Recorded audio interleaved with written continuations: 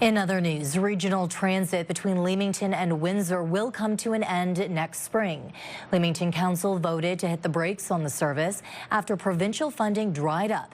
County Council declined to pitch in, and year-over-year ridership showed a decline.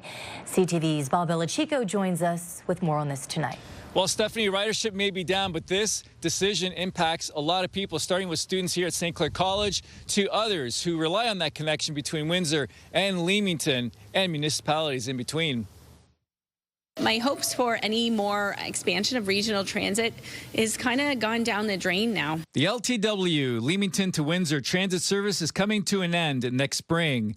A report from administration says the service is no longer sustainable for the town to operate on its own. We start in Windsor with 2 different buses and then transfer to the Leamington bus and then go to Leamington and then back from Leamington to Windsor every Thursday. Brianna Williams won gold at the Special Olympics World Winter Games in Italy earlier this year. The 17-year-old relies on the bus to get to Leamington from Windsor every week to train with her coach. I train so much with my coach, and I want to see her a lot, so I have to go to Leamington, train with her. Rob Sharon, Director of Infrastructure Services, says the Ministry of Transportation invested over $600,000 over 5 years through CT funding or community transit funding, which dried up earlier this year.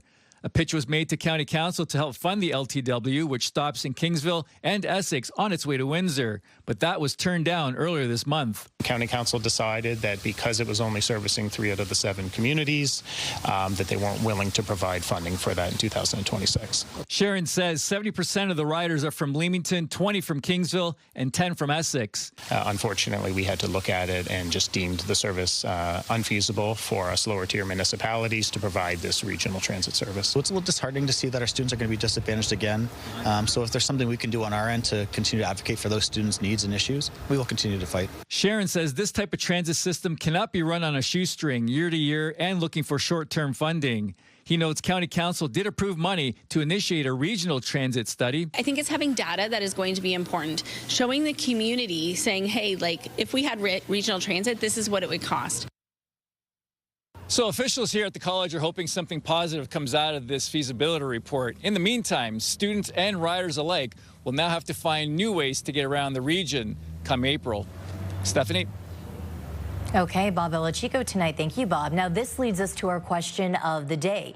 Do you think there should be a regional transit system? Go to our website to cast your vote, ctvnewswindsor.ca.